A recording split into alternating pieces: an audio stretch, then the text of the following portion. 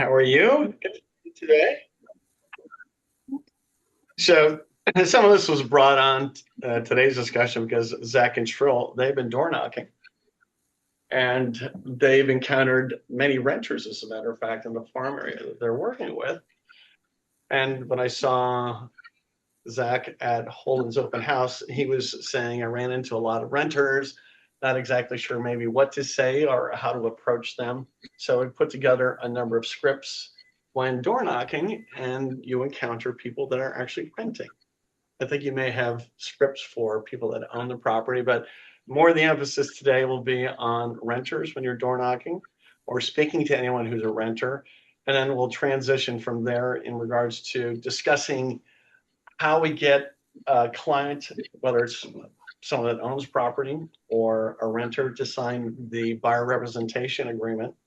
And then also we've compiled some scripts at the time you're showing the property, maybe different items that you can say or different statements you can make to them so you can actually be benefiting them in your professionalism. So the buyer representation will tie into the closing scripts or the showing scripts also. So knocking on a door, say, hi, I'm Richard Moore with Coldwell Banker Platinum Properties. I work in this neighborhood and I'm stopping by to introduce myself as a real estate resource for people who live here. Are you the primary owner? So in this case, they're saying we're renting. Got it. Thank you. That actually helps. I work with a lot of first-time buyers who are renting right now and trying to figure out whether it could ever make sense to buy, especially with interest rates where they are. Have you thought about buying at some point, or are you planning to rent for a while? Well, Zach, people said to you, yeah, we've thought about buying. Yeah. All right, so let's make the assumption that's going to be their response. And this is an opportunity, I think, to bring in financing options. And this is something you and I talked about, as a matter of fact. So the person at the door says, we'd love to buy someday. Well, that's great. And you're exactly the kind of people I help. A lot of first-time buyers are surprised when we look at actual numbers. Don't you think most people tend to think I'm already priced out of the market? So we need to open their minds to this in terms of where we want them to go. So between lower down payment options and loan programs with reduced introductory interest rates, like certain fixed period loans, so for example, a 7-year fixed rate loan, the monthly payment can sometimes be closer to current rental payments than people expect. So we're not going to say that the payment's lower, but if we can actually bring the analogy that maybe the house payment for a property they own is similar to that of a rental cost, it might make sense for them. So then we can say I focus on three things for first-time buyers: showing you your current rent, showing what your current rent could translate to in a mortgage payment, explaining realistic down payment paths, often well under 20% because they don't have to put 20% down, walking through ways to lower the initial interest rate, like a 7-year fixed rate loan or seller paid rate buy down. So the early years are more affordable while you build equity. And then you've got to ask them, would you find it helpful to spend 20 minutes going over those numbers together on Tuesday? Don't say next week. Start specifying a specific date. Don't make it flexible for them. So try and narrow it down, just so you know it's possible and what a realistic timeline might be. And then this is probably a response: we don't think we can afford anything here. Is that another common response, Zach? Yeah. Yeah, okay. I completely understand. That's one of the most common things I hear. Orange County can feel out of reach. What often changes the picture is looking at actual financing options, not just headlines. When I read the Orange County Register, Jonathan Lanzer always talks about 20% down, and he's using interest rates for a 30-year fixed rate loan. And there are better options. A 7-year fixed rate loan probably is about 50 basis points lower than a 30 fixed year rate loan. So affordability becomes more into play. So we'll start again. Some programs allow you to start with a lower interest rate for the first 7 years. And 7 years is a long time, which you bring the payment down compared to a standard 30-year fixed rate loan. There are down payment options well under 20%, especially for first time buyers. In this market, it is also sometimes possible to negotiate seller credits to help lower your rate or cover part of your closing costs. If you're open to it, we can discuss a rent versus own estimate based on what you pay now and show you what that might translate to in a starter home or condo payment and what would have to change, for example, income, savings, or credit for it to be comfortable. Even if the answer is not yet, at least you'd walk away with a clear plan instead of a question mark. Something else Zach and I talked about. They're, don't try to get them, or you need to lead them away from their dream home. If they don't own a home and have never owned a home, get them into a property. That's really going to be their best way of generating wealth. So keep it realistic from that standpoint. So now one of the other responses is, we're not ready, just happy renting. Understood, renting offers flexibility and the timing has to feel right. What I can offer now or later is information, including how fast rents in the area have been rising. So we're giving them a reason to think, God, my rents are never going to stay complacent. They're probably going to be going up. And I would say that's probably true. Mike, in your farm area, do you continue to see rising rents? Yeah, yeah, because the school district's good and a lot of the communities are gated. So yeah, it's just history. It's just gone up. Next, you can say what a realistic first-time purchase could look like if you ever wanted to compare. And then how people are using things like a 7-year fixed rate loan with lower initial rates and seller credits to make the early years more comfortable than refinance later if conditions improve. I'll leave my card. If you ever get curious and want to talk about what it would take to be in a position to buy, whether that's 6 months or 3 years from now, I'd be happy to walk through it with you. I would say any listing agent in here, somebody that's been working with buyers, can probably attest to the fact it is a long gestation period when you're working with clients. So keep that in mind. You may not generate a transaction immediately, but if you stay in contact with them, you stay in contact with them every 3 months, the likelihood becomes much greater because they're probably not going to remain in the same property for the remainder of their lives. Another response, our credit or down payment isn't good enough. Thank you for being honest. That's incredibly common for first-time buyers. The good news is you don't need to have everything perfect to start planning. The key is understanding what kind of minimum down payment would be realistic for you, what is a comfortable monthly payment, and how different loan structures, like a 7-year fixed rate loan with a lower starting rate, might fit into that picture. You can see that the ongoing repetitiveness of what I'm saying here. I can connect you with a lender who's well versed working with first-time buyers. They can review where things stand now, suggest specific steps to improve credit or savings, show you what a payment might look like using different options, including lower initial rate programs. You're not committing to buy. You're just getting a roadmap so you know what to work towards. If they're renting and you don't push them or give them some insight as to maybe what they can do, they're probably never going to make that next step. Rates are too high. Well, wait. I completely understand. Rates are on everyone's mind right now. One thing we're seeing with first-time buyers is that they're not choosing a 30-year fixed rate mortgage. They're using tools to manage the payment in the early years, such as certain fixed period loans, 7-year, for example, which often starts with a lower rate than a traditional 30-year fixed rate loan, negotiating seller credits to buy the rate down or cover part of the closing costs. So on a buy down, if a 2-1 rate buy down, simply what's taking place, the money for the difference between a fully indexed loan and the current rate is being paid in advance. So that's something that can make it much more affordable for a buyer during those initial years. And they have an opportunity to build equity. So now that can give a manageable payment while you build equity with the flexibility to refinance later if rates improve. Again, I'm here to talk to you. I'm not here to talk to you into buying before you're ready, but if you've been thinking, we'll just wait until rates drop, it might be worth seeing whether today's tools already get you close to where you'd want to be. If rates do drop, it is likely to cause more buyer interest and competition for properties available for sale. and prices may very well rise. Create some fear. And it's likely to be true. Rates come down, we're going to see more buyers out, and prices are probably going to stabilize, if not go up. And then what about the people that are rude and tell you to get out of their face? Well, got it. Thank you for letting me know. I appreciate your time. But if you ever change your mind, here's my card, and please feel free to give me a call. Walk away with a positive impression. Don't take it as if it's an offense against you. It's that individual who's unhappy.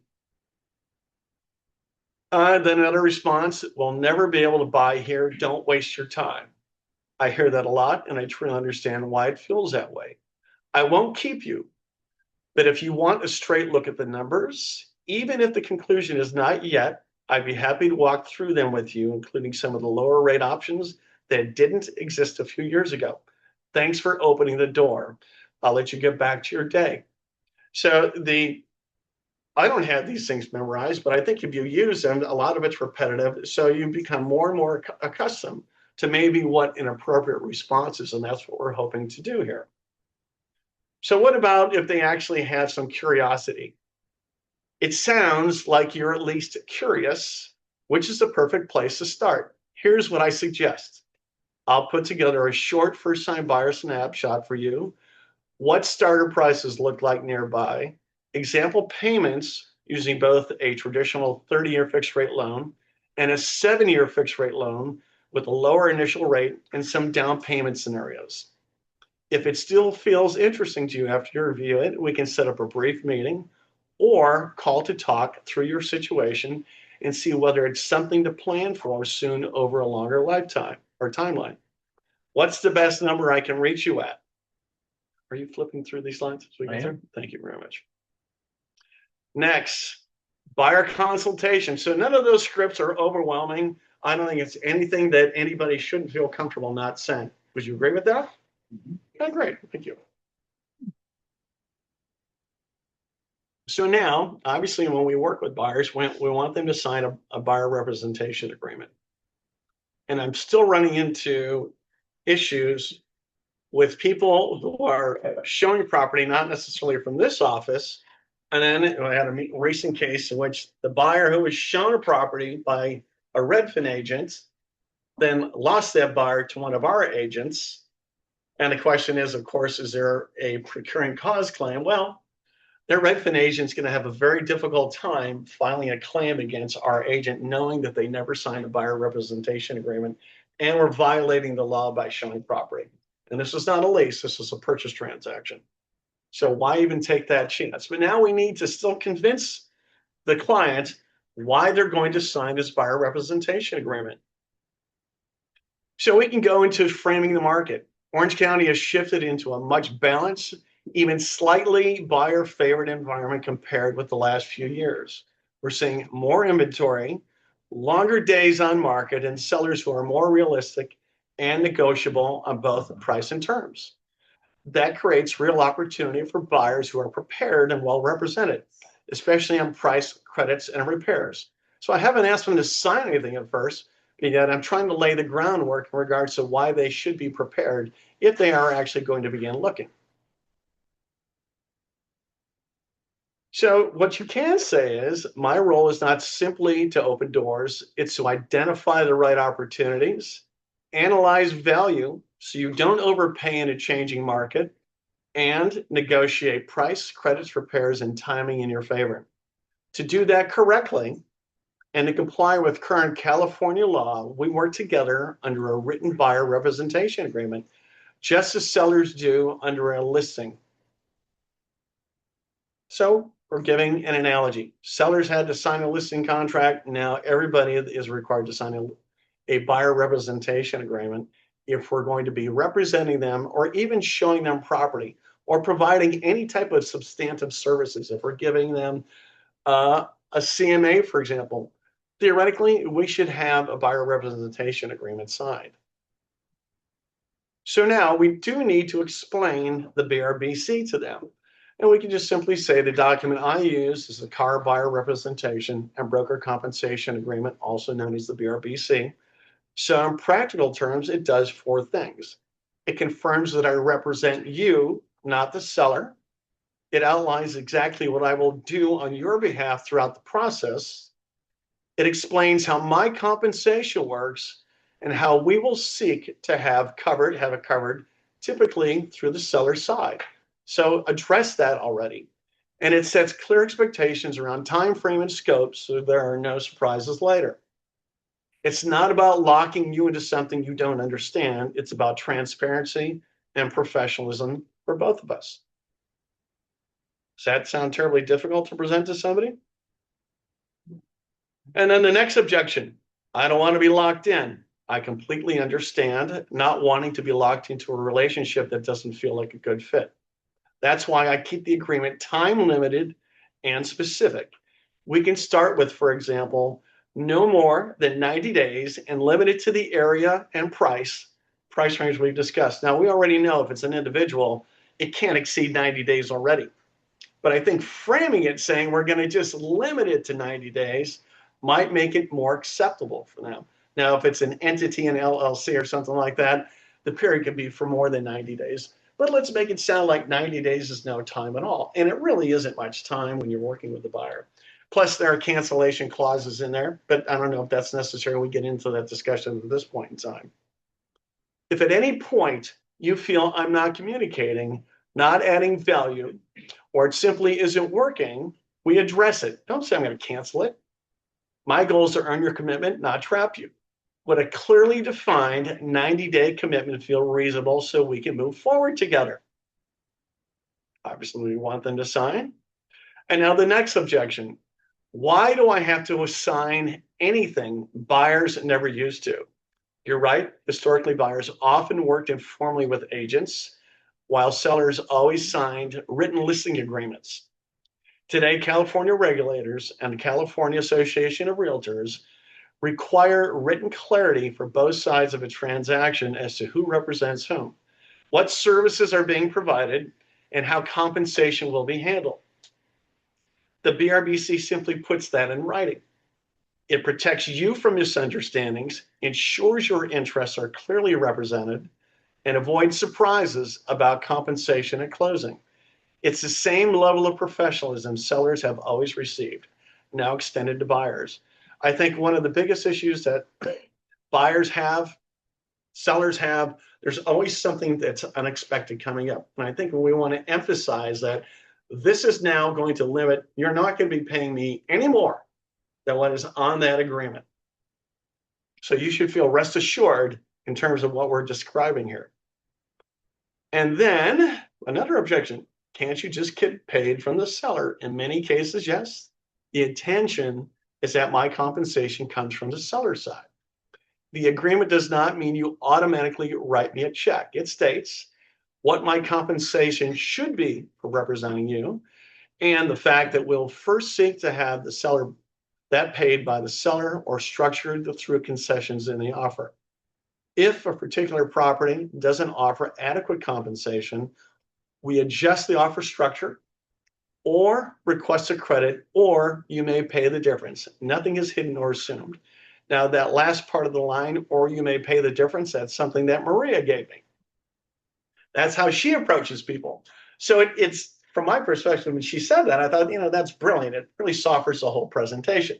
Instead of you're going to be paying me 2.5%, or you may pay the difference. And then kind of gloss over that. We don't need to get into all the details at this moment in time.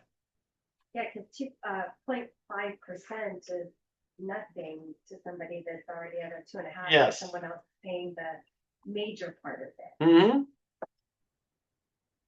And in today's environment, excluding leasing activity, it's pretty rare that sellers are not agreeing to pay the buyer's agent's commissions. The next objection, why do I need you? I can just use Zillow. Well, portals are great for browsing and getting a feel for what's on the market. What they don't do is distinguish between realistically priced homes and those that are significantly overpriced. Does anybody in here use Zillow when they're doing a CMA? Yeah, everybody here is a professional, so there are tools far superior. Nor will it tell you how negotiable a seller is based on true days on market, reductions, and local context. Structure and negotiate an offer, inspection, repairs, and credits in your favor. In a market where buyers have more leverage, but conditions are less predictable, having a dedicated advocate who understands the data, the contracts, and the negotiation skills is what turns a transaction into a financially strong decision. The BRBC simply formalizes that role. So it's great that they're using these electronic portals to search for properties, but it really doesn't give them an idea of what the comparables are. Are they paying too much? Most sellers tend to ask more money than their home is worth. And then the comment, we're just looking and not ready to commit. I appreciate that. Most buyers feel they're just looking. Everybody says that. Go shopping anywhere, right? A salesperson asks you, can I help you? I'm just looking. So most buyers feel they're just looking right up until they walk into the home that feels right. If you found that property this month, would you want to be in a position to move on it? If the answer is yes, then my recommendation is that we put a modest, clearly defined agreement in place now. It doesn't obligate you to buy a home and ensures that when the right one appears, you already have a professional relationship, strategy, and process in place instead of starting from scratch under pressure. So, closing language for the BRC. Here's what I recommend. Let's put the BRBC in place for 90 days, limited to the areas and price range we've already discussed. That allows me to fully represent you, invest my time and resources on your behalf, and negotiate confidently for you. If that sounds reasonable, we can review the agreement together and get it signed so we can move forward in a structured, professional way. So I think we have slowly led them down the path that this is actually for their benefit. It's going to limit their exposure in regards to what their costs are going to be, and we can represent them in the best way possible. So now, property showing scripts. So at the curb, here's some thoughts. Before we go inside, let me frame this property in today's market. We are in an environment where homes are taking longer to sell, and sellers are more open to negotiation than in recent years. As we walk through, I'd encourage you to focus on two questions. Does the home genuinely work for your lifestyle? And at the right price and terms, would it represent good value for you? I'll point out both strengths and potential concerns as we go. So we don't say strengths or pros and cons. Cons is just too strong. There may be some concerns about the property. It sounds a little more fluid to me. So I think the language is very important.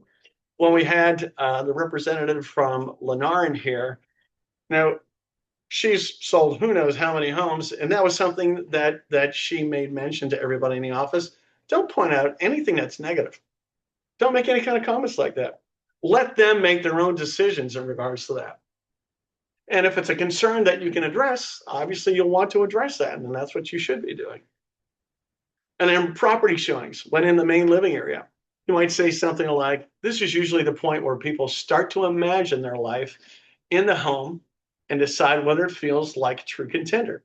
So point out positive observations, how it lives, how it feels, and any features that stand out. So avoid, once again, emphasizing any negative aspects. There's no benefit in that. You can state the following. Changes to finishes and decor can always be made over time, while elements such as the layout, setting within the neighborhood, and overall conditions tend to define the home's long-term experience and value.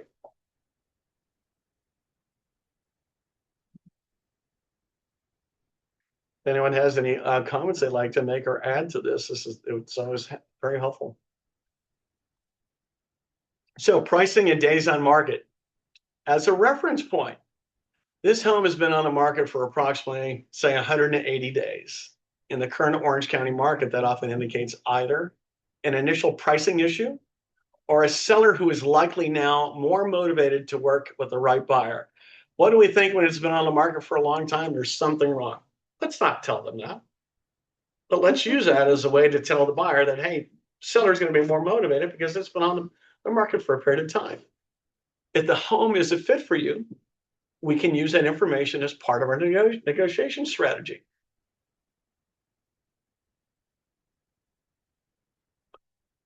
Setting negotiation expectations.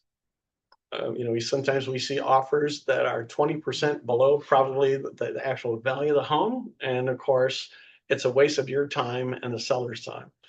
But if this remains, you'll say, if this remains a top candidate after we've seen it, here's how I would approach it. I'll prepare a detailed analysis of recent comparable sales so you know what I believe to be a fair value range. We'll review the property's pricing history and time on market. Then we'll assign an offer addressing price, potential credits, and repair expectations.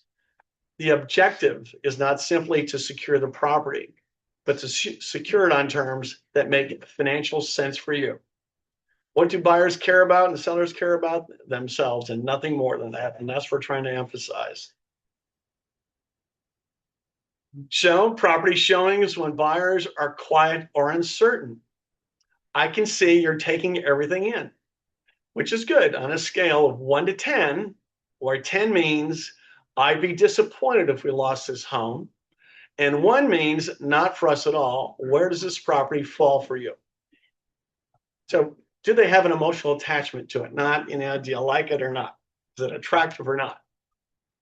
If it's a 7 or above, we should treat it as a serious option and look closely at numbers and strategy. If it's below that, it's still useful. It helps us refine what is and isn't working for you. When showing property, pointing out issues professionally. I want to highlight a few items so there are no surprises later. So if we see negative things in the property, say, oh, that looks like shit, or it's going to be a real problem. Let's not use terminology like that. I shouldn't be using terminology like that.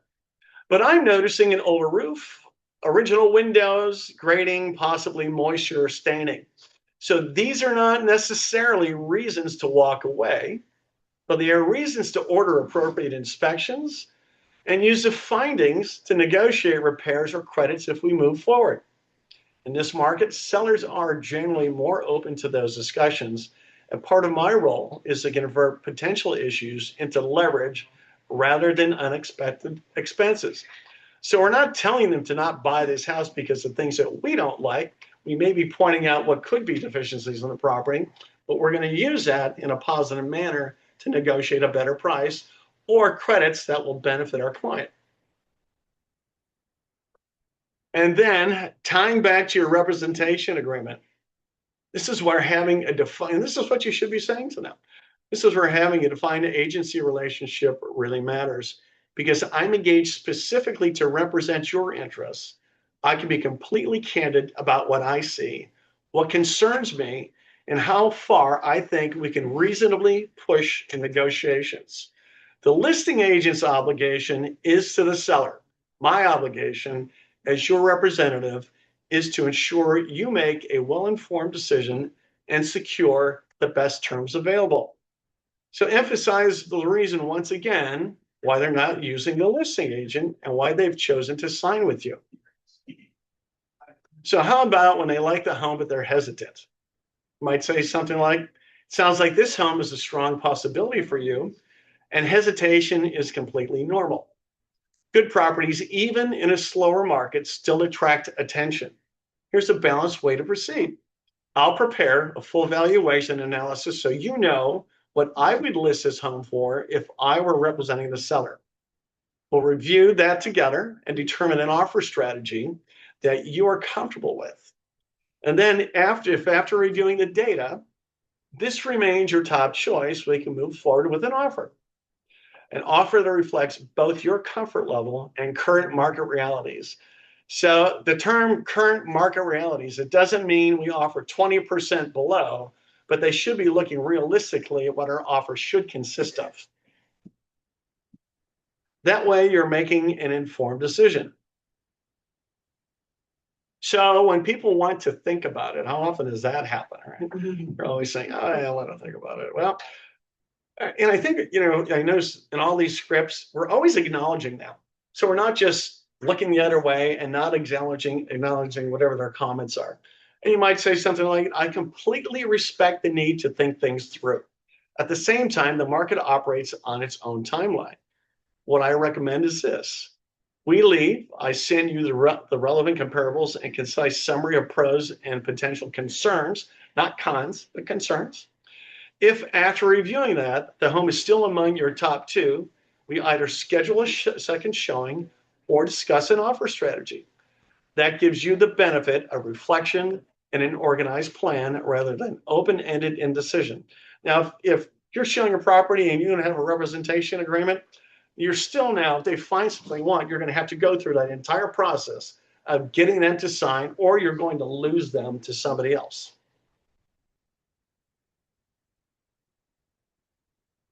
And then closing each showing.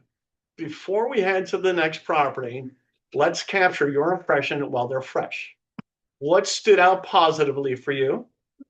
What, if anything, gave you reason to pause instead of saying, so reason to pause, that sounds better to me than what didn't you like? And if another buyer put this home under contract tomorrow, would you feel relieved, indifferent, or disappointed? So we're trying to create some sense of urgency that somebody else may buy that property. And if it's something that they want, they may lose out. So Rich, during these conversations, are the agents writing down the responses to each one of these? I think if you can, it's a good idea. So you have that information and history, especially if it's property that they like, so you can notate those positive aspects. I do like after I show property, I tell them on a scale from 1 to 10, where would you rate this property?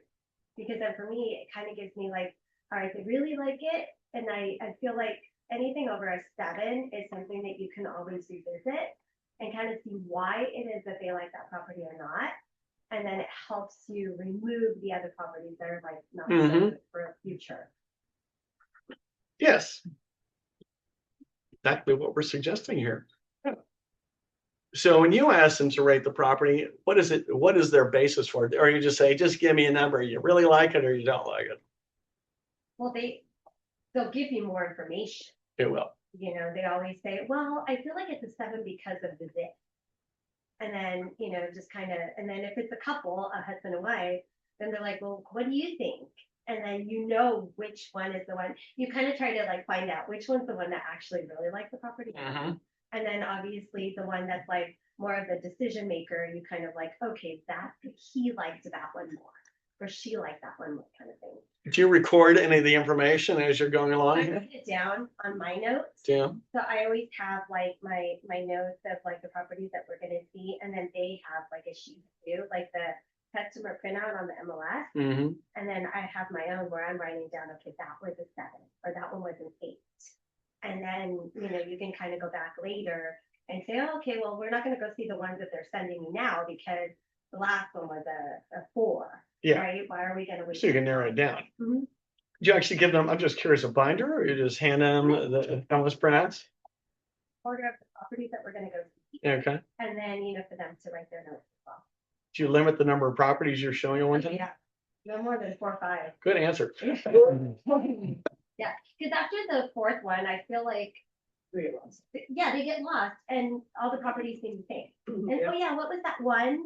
Right? And so like I'll say, oh, the one with the purple wall or whatever it was, to remind them of what that property is. But yeah, I wouldn't go more than 4 or 5. Yeah, I like using the rating system. Yours is a little bit different than what I'm suggesting, but either way, I think it's a good way to phrase it for them so it narrows down for you. Yeah. Plus, even for those that you don't like, then you can use that in regards to future properties you might be showing them. Yeah, because they'll send you anything, and then you're like, wait, you rated that at 2. Yes, you did that at 2, and you want me to show you another 2. Why are we going to waste your time? Well, that's a very helpful suggestion. How about anyone else? Those are all the scripts that I have prepared for the day, as a matter of fact. What about scripts for not door knocking and people own the home? Mike, you've gone door knocking before. Oh, yeah. Yes, still do. What do you say to them?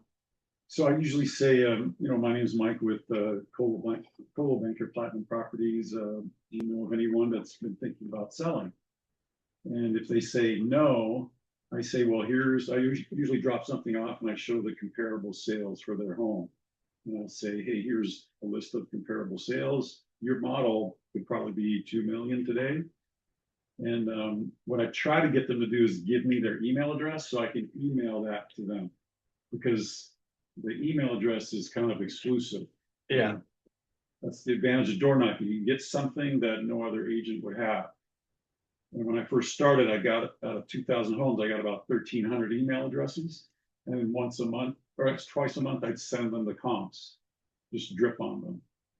Do you know what model it is when you're knocking on the door already, or do In you my ask farm them? area, yeah, I can tell now. You know the After product. you walk it so often, you know. 1,300 out of 2,000. Yeah.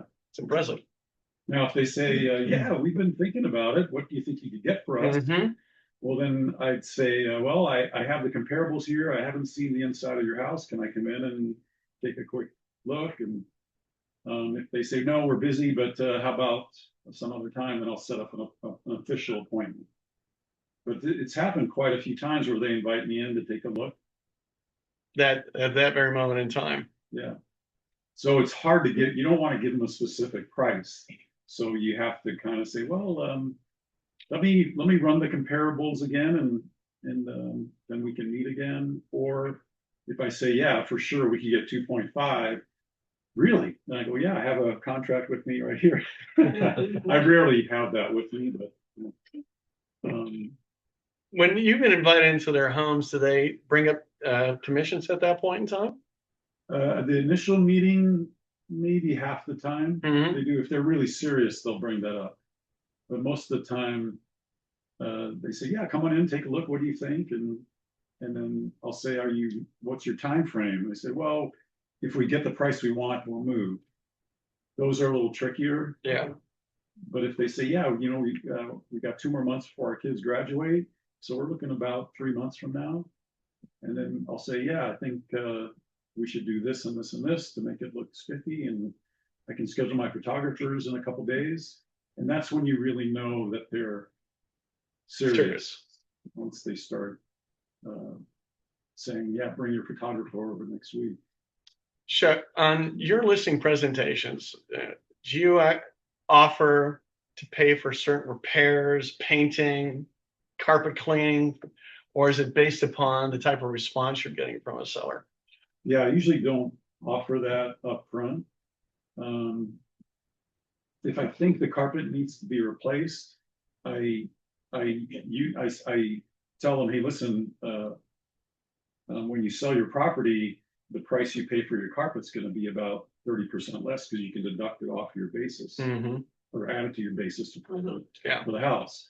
So that kind of gets them, oh yeah, I can use that as a deduction. There's some benefit. Yeah. People are always interested in deductions, aren't they? Yeah. But what I might do is if I'm competing with another agent, I'll say, hey, listen, I'll help out with this. The painting, I've done that before where I paid for the painting instead of staging because the painting would make it look better. But usually I tell them after they sign, I'll say, by the way, if we need any help with repairs or something, I'll help out. But I leave it general. I don't give them a specific amount. Do you have sellers that actually ask you to pay for this? Yeah, a certain persuasion of seller will ask me pay for staging or moving. Depends on how Remodeling. competitive everything is, and if you can gauge that, yeah, if I put in say 2,500, this house will sell pretty easily. I'll do it. To give me a long enough listing period. It's a case by case Basis, yeah, I think so. So Jay, when you're on a listing presentation, does this discussion come up between you and the seller in terms of the buyer's agent's commissions, or do you just stay away from that completely? I just explain to them that is going to be, it's gonna be decide by the negotiate.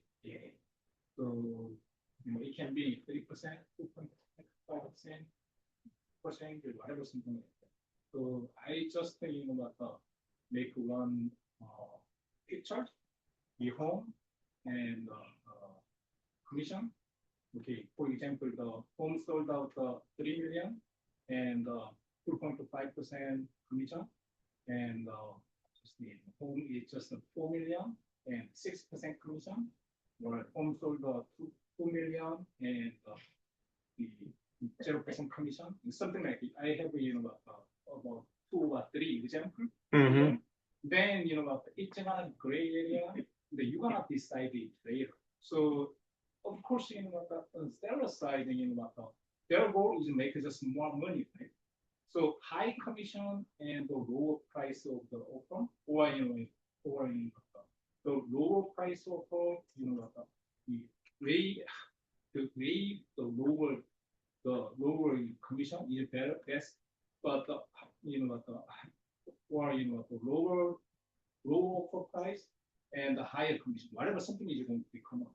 Then you can calculate yourself and then decide which one you can make one. So that is a gray area. So we don't have to discuss about it, but we have to make we should know that we probably so that's it. It's gonna be their decision. I mean okay, for example, on listing agreement, even if usually I put 3% Mhm. and 3% seller side, 3% buyer side, I write down on there. But even if I put down buyer side 3%, then offer come to me 2.5%. They don't have to pay all 3%. So they only need to pay even if on listing agreement there was 3% buyer compensation. So the offer come in 2.5%. Then at that time the seller only need to pay 2.5%. They don't have to pay the 3%. So mentally, they're happy. They're saving money. Yeah. So anyway, it's gonna be some happen in future. It's a gray area. So you're gonna decide yes or no. Or in addition, they have option. Seller has option for the seller has option for the sale or not, right? So if it's lower price or okay, for example, 1 million, and then they want 50% commission. And then what seller can do? Seller just to go to the sale. That's it, right? So they have an option. I pushing them. You have an option, so you can decide it. So it really doesn't matter. Even if on the listing side, listing agreement, compensation, listing agreement, buyer's compensation, if they're only 30%, and then what if the offer come to buyer agent to make the offer with a 5% commission, and then what do they going to do? And then 5% commission, and then about 2 million higher than the other. Mm-hmm. And then listing agreement, they sign on 3%. What do they going to do? Of course, they pay, they accept 2 million higher than the other offer, and they're 5% commission. So that is just a calculate and negotiate area. So you don't have to worry about it, just signing. That's it. So I'm not much worried about it. And then seller is not much. Very interesting. Okay. Anyone else have any comments?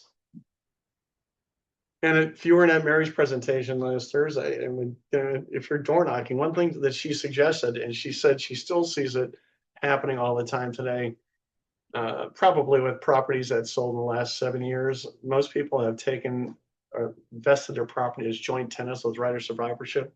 So now they're missing out on a full step up in basis in the event one of the spouses dies. An example was a physician, a heart physician from Hope, right?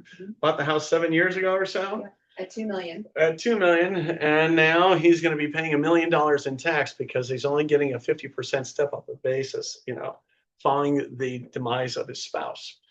Had they taken title as community property and right of survivorship, he would have been paying any tax, as a matter of fact, most likely. So those are, if we're looking for reasons also, and you're knocking on doors and you want to give something of value, I think it's a great idea. You can use these property profiles to make a determination. Pardon me? For a vesting check. Oh yeah, for a vesting check. So when you walk up, not only that, but if you choose an area And you know their names too, which is very helpful. So it makes it more personalized. But having that property profile, letting them know how it's vested, not that you're there to give tax advice, but it is certainly beneficial for them, as a matter of fact. If you take a look at how the vesting is, if it's a married couple, they should have that property vested as community property right of survivorship. And then secondarily, if for some reason they had it as joint tenants and they transferred it into their trust, if the language within the trust itself did not state that the intent is that the settlers of the trust hold all property, or the intent is to hold all property as community property, then they would lose that step up in basis also. So hopefully that makes sense. If somebody holds a property as joint tenants, they transfer it into their family trust. If the language in the trust does not specifically state that the intent is to hold property as community property, they're going to lose the step of 100% step up in basis. They'll only be entitled to a 50% step up in basis on that property.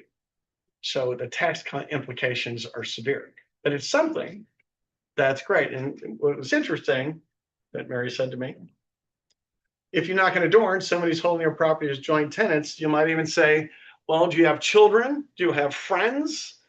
Because it might be something that I can communicate this to. I can look it up, or you should remind them, let them know it's taking place. So maybe they can help other people. I certainly would tell people if I were aware of that. But yeah, so there's something of value when you do walk up to a door with a property that is owned when you're speaking to that individual. Any other thoughts or anything anybody would like to contribute before we wrap it up? Nope. Okay. Well, thank you for coming, everybody. I really appreciate it. And then we'll plan on seeing you next week. Thank you. And we'll send out the scripts. They're simple. Read them over, use them. It's very, very helpful. Do you have them printed out? Do I have them? Yes.